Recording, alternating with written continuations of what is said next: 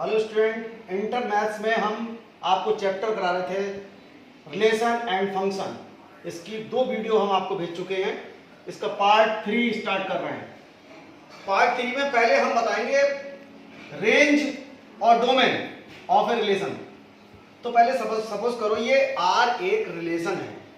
Set, ये set ए है, ये सेट बी है। इसके एलिमेंट है 1 2 3, इसके एलिमेंट हैं 5 6 7 8 एंड सो ऑन, कुछ भी हो सकते हैं। ए सेट से बी सेट में एक रिलेशन है आर। क्या रिलेशन है? सपोज करो 1 रिलेशन आर द्वारा जुड़ा हुआ है 5 से। सेट ए का एलिमेंट 1 सेट बी के एलिमेंट 5 से रिलेशन आर द्वारा जुड़ा हुआ है। इसमें यह कि 1 में 4 जोड़ रहा है 5 आ जा रहा है, 2 जुड़ा हुआ है 6 से, 3 जुड़ा हुआ है 7 से। तो ये वैल्यू x है।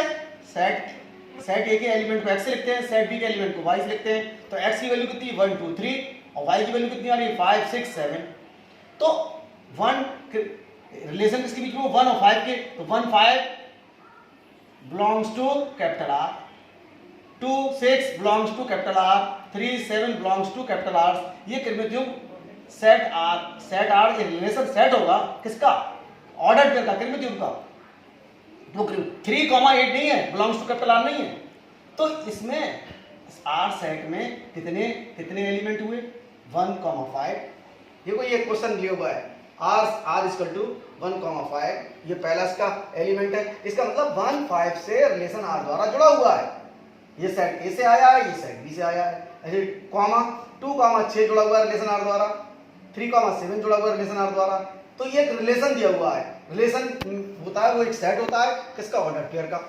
अब इन ऑर्डर पेयर का पहला एलिमेंट ले लें जो कि सेट ए से आया है, यानी जो x है, x एलिमेंट 1 2 3, उसका एक सेट बना लेना है 1 2 3 से कॉमा लगा के। तो इस सेट को कहते हैं डोमेन R। और दूसरे एलिमेंट को ले लें, हर ऑर्डर पेयर, इस ऑर्डर पेयर का दूसरा एलिमेंट, इस ऑर्डर पेयर का दूसरा एलिमेंट, इस ऑर्डर पेयर का दूसरा एलिमेंट, 5 6 7, इसको एक सेट बना लें। सेट ग्रुप में लिखें मछली ब्रैकेट के अंदर कॉमा लगाकर। तो इस सेट को कहते हैं range of relation R, range of R। तो हमें 2 चीज क्लियर करानी है, तो डोमेन R और रेंज R। क्या होता है डोमेन R? डोमेन को हिंदी में प्रांत भी कहते हैं। प्रांत, डोमेन ऑफ ए रिलेशन। अगर सेट ए से सेट बी में कोई रिलेशन R है, किस प्रकार है? R equal to x y, ये कृमित्युग में इसके एलिमेंट है। जहां पर x कहां से आ रहा है? सेट ए से, और y है, x is the element of set A और y is the element of set B. तो क्या होगा? इसका हम कहें ये सेट दिया हुआ है, ये रिलेशन दिया हुआ है, इस रिलेशन का कहें डोमेन निकालो। डोमेन को लिखते हैं डोम से, डोम ऑफ R ब्रैकेट लिख देंगे। इसका मतलब R रिलेशन का डोमेन। तो वो किसके लिए आएगा? इस कृमित्युग के कौन से एलिमेंट ले आएंगे? फर्स्ट वाले एलिमेंट। तो x आएगा, x इज डेट। x किसका एलिमेंट कहां से आएगा? x एलिमेंट होगा सेट ए से, जहां x y के बीच में एक रिलेशन है किसके द्वारा जुड़े हुए हैं? R द्वारा। अगर x y रिलेशन R द्वारा जुड़े हुए हैं तो पहला वाला जो एलिमेंट है x, उसकी जितनी वैल्यू हो वो सब ले लो, तो हमें डोमेन R मिल जाएगा। ठीक है? तो हमने क्या बताया? R सेट है, उसकी जो कृमित्युग का सेट होगा, उस हर कृमित्युग का पहला अवयव ले लें जो सेट ए से आया है। तो उन अवयवों के सेट को डोमेन R कहते हैं, या प्रांत R कहते हैं, प्रांत भी कहते हैं इसे।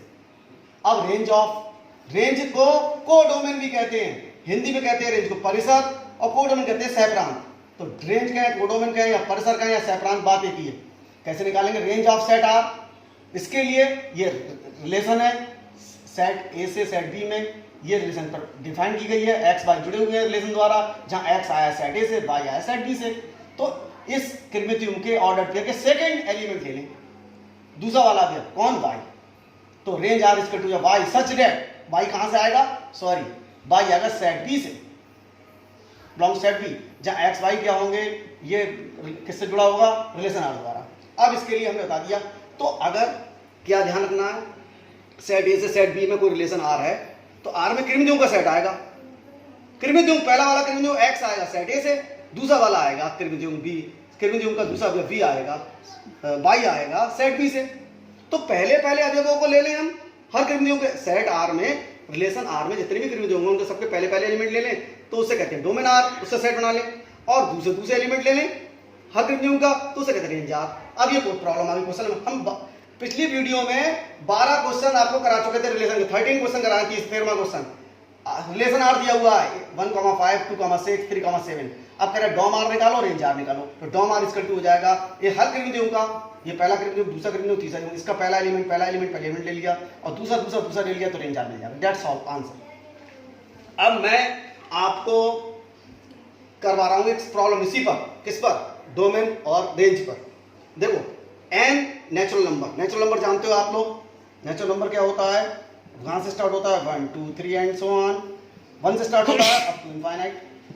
ये natural number up to infinite में रिलेशन है कौन सा, x y से रिलेशन से जुड़ा हुआ है। इसका मतलब x भी नेचुरल नंबर था, n से n में रिलेशन है। a और b, जो a से b में रिलेशन था, a b सेट जो है नेचुरल नंबर है और b सेट भी नेचुरल नंबर है, तो x भी आएगा a से नेचुरल नंबर से, y भी नेचुरल नंबर, तो x y जुड़े हुए रिलेशन आर द्वारा। किस प्रकार जुड़े हुए हैं, x और 2y का प्लस 8 के इक्वल। ये इसको डिफाइन करा गया रिलेशन को, एक संबंध है, तो कह रहा है इसका रेंज निकालो यानी परिसर निकालो। तो हम इसमें ये रिलेशन गिवन है, ये हमने उतार लिया। इसमें क्या दिया हुआ है, x + 2y = 8, जहां ठीक है x y क्या है, नेचुरल नंबर है। अब इससे हम y की वैल्यू निकालेंगे, तो 2y = हो जाएगा 8 - x, और 2y = हो जाएगा x को उधर ले जाए 8 - x, और 2 × मल्टीप्लाई में उसे बटे में ले जाएं तो 8 - x बटे 2, ये आ गया y की वैल्यू। अब इसमें क्या करेंगे, हम x की वैल्यू रखते जाएंगे। इस वाले सूत्र में हम x का मान जो x y जुड़े हुए हैं जिस रिलेशन द्वारा, इस संबंध में हम x की वैल्यू रखते जाएंगे और y की वैल्यू निकालते जाएंगे। x की वैल्यू लाएंगे कहां से, सेट a से। सेट a क्या है, नेचुरल नंबर कितनी, 1 2 3 4 5। तो x की वैल्यू कितने रखेंगे, 1 रखेंगे, 2 रखेंगे, 3 रखेंगे, 4 रखेंगे, 5 रखेंगे। अब रखने के बाद में जो y आएगी वो भी y नेचुरल नंबर होना चाहिए। अगर नेचुरल नंबर आ रही है तो x y से जुड़ गया, और नेचुरल नंबर नहीं आई तो नहीं जुड़ा। तो देखो पहले हम रख रहे हैं x की वैल्यू 1 में रख रहे हैं। देखो x की जगह 1 रखें, 1 से क्यों रख रहे हैं, क्योंकि x जो है रिलेशन r n से n में है, सेट n से n में है, n से n में रिलेशन है। इसका मतलब पहला वाला x भी नेचुरल नंबर होगा, दूसरा वाला नेचुरल नंबर होगा। नेचुरल 1 से स्टार्ट होते हैं इसलिए x की वैल्यू 1 से रखेंगे, तो x की वैल्यू 1 रखी, 8 - 1 कितना होगा, 7/2। 7/2 = y, लेकिन y भी क्या होना चाहिए, नेचुरल नंबर। 7/2 एक नेचुरल नंबर नहीं है, इसका मतलब x = 1 रखने पर y = 7/2 आया, जो नेचुरल नंबर नहीं है, यानी सेट b में नहीं होगा। इसका मतलब x y से नहीं जुड़ेगा रिलेशन r द्वारा। जब हमारा वैल्यू आई 1, x की वैल्यू 1, y की वैल्यू 7/2, तो ये नहीं है, belongs to capital R, relation R द्वारा नहीं जुड़ा हुआ है। अगर ये नेचुरल नंबर आ जाती, 7 आ जाती तो हो जाता। 7/2 एक नेचुरल नंबर नहीं है। अब x = 2 हम रखेंगे कितना, 2, 8 - 2 6, 6/2 कितना हो जाएगा 3, y = आ गया कितना 3, ये आया, x = 2 रखा तो y = 3, तो और 3 क्या है, नेचुरल नंबर है। इसका मतलब 2 3 से जुड़ गया, किस रिलेशन द्वारा, R रिलेशन द्वारा। ठीक है, तो 2, 3 बिलोंग्स टू R। अब x हमने रखा, 3 रखेंगे तो 8 - 3 बटे 2, तो 8 - 3/2 हो जाएगा 5/2। 5/2 नेचुरल नंबर नहीं है, बेकार गया रखना। x = 4 रखा, 8 - 4 ये रखा, 8 - 4 इसका 0.2, यानी कितना आ गया, 4 बटे 2 इसका 2 आ गया, यानी ये नेचुरल नंबर होता है। इसका 4 2 से जुड़ गया, किस रिलेशन द्वारा, R रिलेशन द्वारा। 4, 2 बिलोंग्स टू R। अगर ये इससे रिलेशन R द्वारा जुड़ा हुआ तो करेंगे 4, 2 जो ऑर्डर दिया है belongs to R।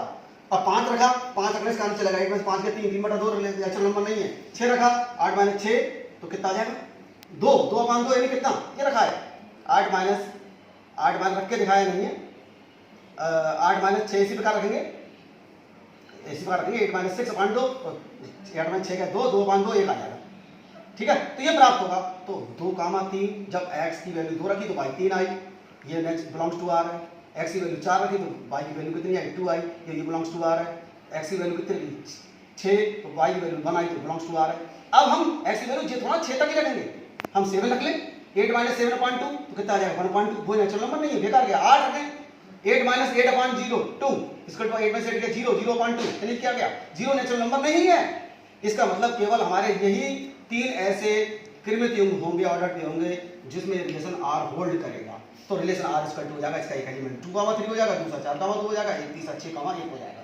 Relation are मिल गया। अब इसका अगर रेंज निकालो तो रेंज मैंने बता दिया, जितने भी ऑर्डर पेयर होते हैं उसके सेकंड एलिमेंट को ले लें, हर ऑर्डर पेयर का सेकंड एलिमेंट, तो 3, 2, 1 हो जाएगा हमारा रेंज आर। That's answer. अगर डोमेन आर निकालो तो इसके हर क्रिमिनल का पहला एलिमेंट है डोमेन आर, इसका 2 हो जाता 2, 4, 6।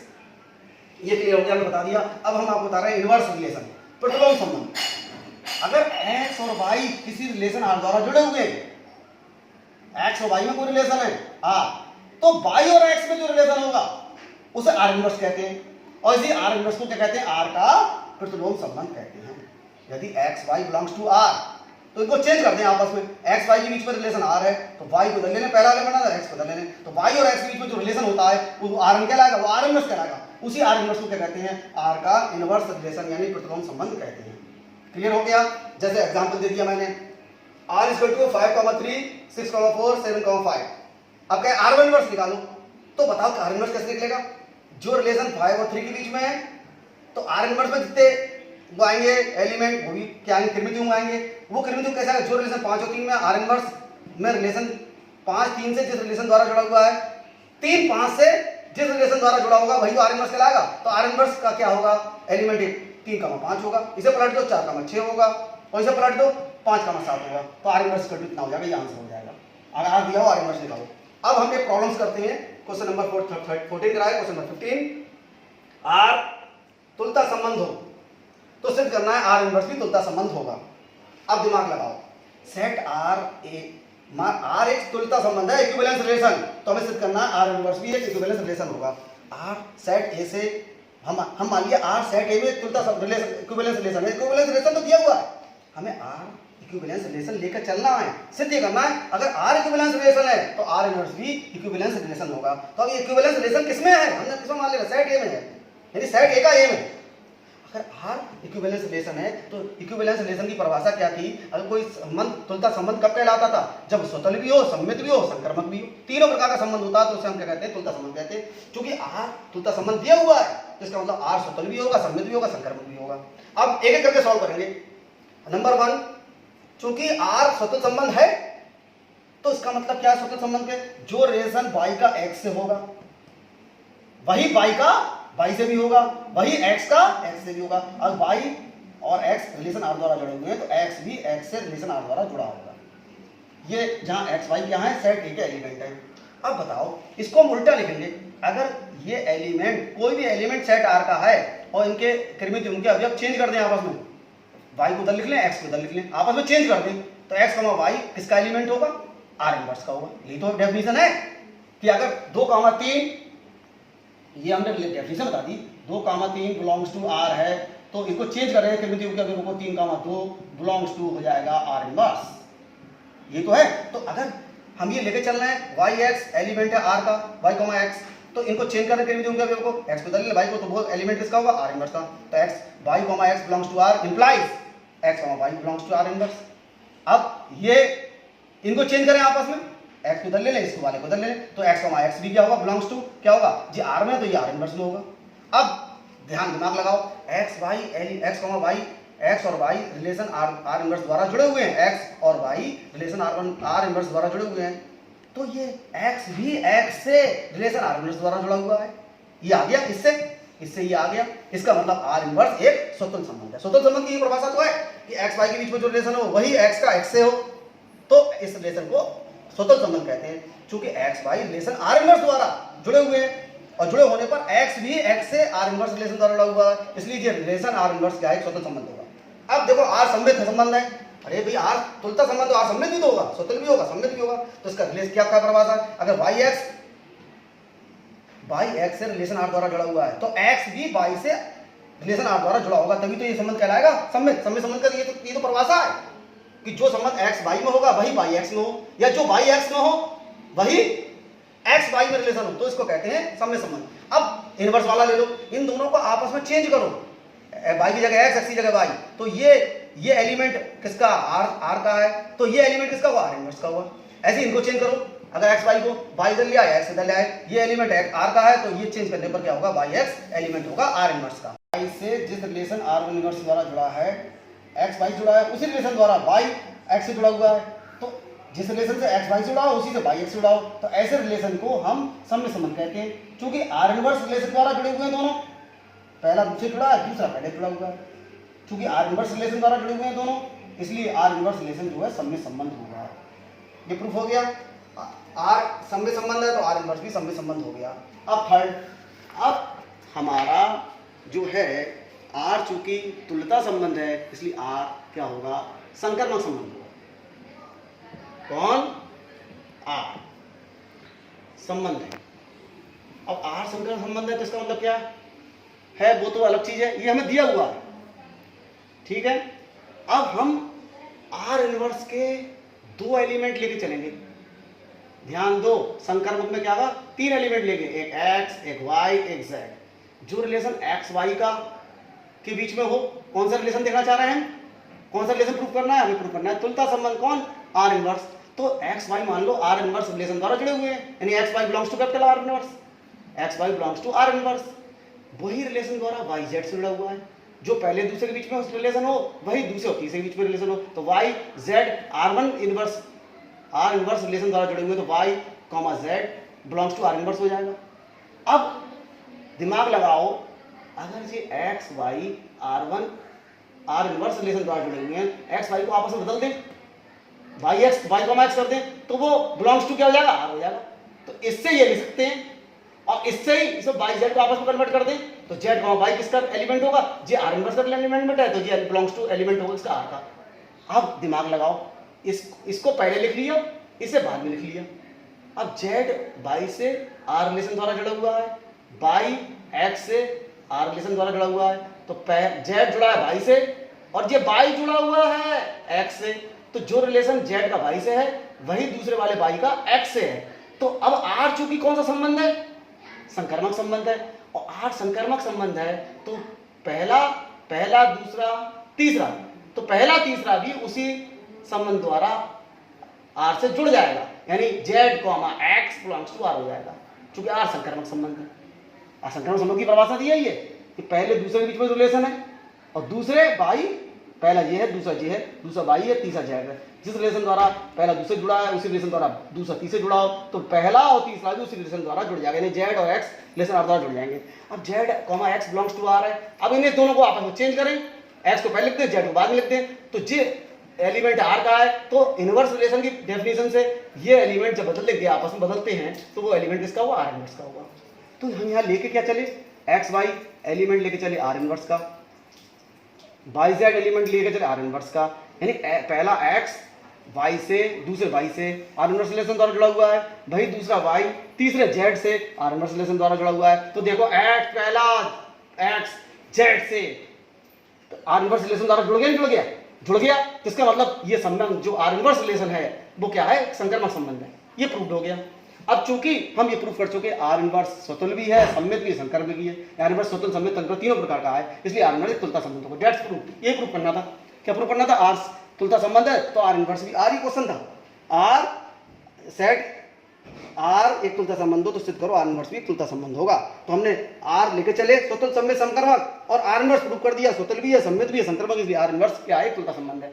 अब नया क्वेश्चन लास्ट कराएंगे, क्वेश्चन नंबर 16, ये लास्ट है रिलेशन का, इसके बाद कोई रिलेशन का संबंध को नहीं होगा, फिर फंक्शन स्टार्ट करेंगे। यदि आर और एस सेट ए में दो तुल्यता संबंध है, अब देखो इसमें से थोड़ा सा फिर करना पड़ेगा क्योंकि हमें इसे क्लियर करना है थोड़ा सा। आर जो है क्या है, आर एक रिलेशन है सेट ए में, सेट ए ये है, दूसरा सेट भी ए है, ए से ए में कोई रिलेशन है आर, ठीक है, और ए से सेट ए में एक दूसरा रिलेशन है एस, एक दूसरा रिलेशन भी एस है, दो रिलेशन है, सेट ए का सेट ए में एक रिलेशन आर है और एक रिलेशन एस है, यानी ए के ए से इस वाले ए का एलिमेंट एक्स, इस वाले ए के एलिमेंट वाई से किसी रिलेशन आर द्वारा जुड़ा हुआ है, और इसका भी कोई जनरल एलिमेंट एक्स, इसके जनरल एलिमेंट वाई से किसी रिलेशन एस द्वारा जुड़ा हुआ है। तो ये दोनों, ये रिलेशन भी तुल्यता संबंध है, ये भी तुल्यता संबंध है, दिया हुआ है, दोनों तुल्यता संबंध है। हमें सिद्ध करना है इनका आर और एस का, आर और एस दो रिलेशन का इंटरसेक्शन, ये इंटरसेक्शन का साइन है, इसे इंटरसेक्शन पढ़ते हैं, इंटरसेक्शन ओवेनिस्ट। अब इसको समझो, इंटरसेक्शन का मतलब क्या है, अगर सेट कोई भी सेट है P इक्वल टू है 2, 3, 5, Q इक्वल टू है 7, 5, 2, 3। तो पीक इंटरसेक्शन क्यों निकलवाते हैं, 2 सेट दिए हुए हैं, इनका इंटरसेक्शन निकालते हैं, तो दोनों में कॉमन ले लेते हैं। कॉमन क्या लेंगे, देखो 2 इसमें भी 2 इसमें भी कॉमन है, 3 इसमें नहीं है, नहीं है इसमें भी कॉमन है, तो 3 भी ले लेंगे। यहां मान लो 8 और है, 5 इसमें है, 5 इसमें भी है, कॉमन है, 8 इसमें नहीं है, नहीं लिखेंगे, 7 इसमें नहीं है। तो जो एलिमेंट दोनों में कॉमन होते हैं उसको कहते हैं, उस सेट को क्या कहेंगे, इन दोनों का इंटरसेक्शन सेट कहेंगे। तो यहां पर R और S 2 रिलेशन है, तो इनका इंटरसेक्शन वाला R भी एक कर्मित का सेट है, S भी एक कर्मित का सेट है, इसका इंटरसेक्शन सेट है, वो सिद्ध करना है, एक तुल्यता संबंध होगा, जबकि R और S तुल्यता संबंध दिए हुए हैं। अब चूंकि R S दोनों तुल्यता संबंध है, R भी तुल्यता संबंध है और S भी तुल्यता संबंध है, तो दोनों ही स्वतुल्य होंगे। दोनों, अरे तुल्यता संबंध वो संबंध होता है जो स्वतुल्य समय संक्रमण तीनों हो, तो R S भी स्वतुल्य होंगे, R S दोनों संक्रमक होंगे, R S दोनों समृद्ध होंगे, तीनों शर्त लेके चलना है। अब R S दोनों स्वतुल्य है, इसका मतलब क्या है, अगर ए बी से सेट रिलेशन R द्वारा जुड़ा हुआ है, तो ए से भी रिलेशन R द्वारा जुड़ा होगा, इससे ये आ जाएगा, नहीं आ जाएगा। और ए बी से रिलेशन S द्वारा जुड़ा हुआ है, चूंकि J स्वतुल्य संबंध है इसलिए ये कंडीशन है, इससे ये कंडीशन आ जाएगी। और ए बी अगर रिलेशन S द्वारा जुड़े हो, तो ए से रिलेशन S द्वारा जुड़ेगा, क्योंकि S भी क्या है, स्वतुल्य संबंध है। तो ये दोनों लेके चले, इससे J आ गया। अब दिमाग लगाओ, ये एलिमेंट है, ये पूरा एक एलिमेंट है R का, से सेट का, ये एलिमेंट सेट है S का, ये A, B element R set में भी है, S सेट में भी है। तो जब R और S सेट का क्या निकालेंगे, दोनों का इंटरसेक्शन निकालेंगे, तो ये एलिमेंट दोनों में है, इसलिए ये भी इसका एलिमेंट होगा। जैसे यहां समझो, ये 2 है, 2 बिलोंग्स टू P है और 2 बिलोंग्स टू Q है, तो 2 belongs to P intersection Q होगा कि नहीं होगा। P का इंटरसेक्शन Q निकाला, तो 2 आया नहीं आया, P 2 एलिमेंट P का भी है, 2 एलिमेंट Q का भी है, तो जब P इंटरसेक्शन Q निकाला जाएगा तो उसका एलिमेंट भी कौन होगा, 2 होगा। ठीक है, तो ऐसे ही A, B एलिमेंट है R का, A, B एलिमेंट है S का, तो A, B जब R S का इंटरसेक्शन निकालेगा उसका भी एलिमेंट होगा। जो दोनों में होता है, दोनों का एलिमेंट होता है, वो दोनों होगा। जैसे 3 8 है, 8 इसका एलिमेंट तो है P का, लेकिन Q का नहीं है, तो 8 नहीं होगा, 8 is not belongs to P intersection Q। ठीक है, तो अब ऐसे यहां देखो, A एलिमेंट है R का, A एलिमेंट है S का है, तो R और S का जब हम क्या निकालेंगे, इंटरसेक्शन निकालेंगे, R इंटरसेक्शन S निकालेंगे, तो उसमें ये एलिमेंट होगा कि नहीं होगा, जो दोनों में होता है, वो जो कॉमन होता है वही तो उसका एलिमेंट होगा। तो A बिलोंग्स टू हो जाएगा R, S, इन दोनों से हम ये लिख सकते हैं। अब चुको देखो, जो रिलेशन ए बी से रिलेशन R इंटरसेक्शन S द्वारा, इस नया रिलेशन है ये, इस रिलेशन द्वारा ए और बी जुड़े हुए हैं, उसी रिलेशन द्वारा ए से जुड़ा हुआ, तो पहला दूसरे जिस रिलेशन जुड़ा हुआ है, पहला स्वयं से उसी रिलेशन द्वारा जुड़ा हुआ है, इसलिए R इंटरसेक्शन S स्वतंत्र संबंध होगा, प्रूव्ड हो गया। अब R S दोनों सममित संबंध है। अब सममित संबंध का मतलब क्या है, A, B अगर एलिमेंट R का है, तो इसका मतलब इसका उल्टा भी, जिस रिलेशन द्वारा ए बी से जुड़ा हुआ है उसी रिलेशन द्वारा बी ए से जुड़ेगा, और जिस रिलेशन द्वारा ए बी से जुड़ा हुआ है रिलेशन S द्वारा, उसी रिलेशन द्वारा बी ए से जुड़ेगा। अब चूंकि ये दोनों एलिमेंट R में भी है, S में भी है, जब इनका इंटरसेक्शन निकाला जाएगा R S में, तो उसका भी एलिमेंट होगा A, B। अब B, A R में भी है, B, S में भी है, तो जब इनका इंटरसेक्शन निकाला जाएगा तो उसका भी एलिमेंट होगा। यानी इसको हम ये लिख सकते हैं, इनकी जगह ले सकते हैं, इनकी जगह ले सकते हैं, इन दोनों की जगह ये कैसे लिख दिया, क्योंकि R और S दोनों सभ्य संबंध है। अब जो जिस रिलेशन द्वारा A B से जुड़ा हुआ है, ये नया रिलेशन है R इंटरसेक्शन S, उसी रिलेशन द्वारा B A से जुड़ा हुआ है, इसलिए R इंटरसेक्शन S एक सम्य संबंध है। अब R S दोनों संक्रमक संबंध है, R भी संक्रमक का संबंध है, R S भी, क्यों, तो R S दिए हुए तुल्यता संबंध है।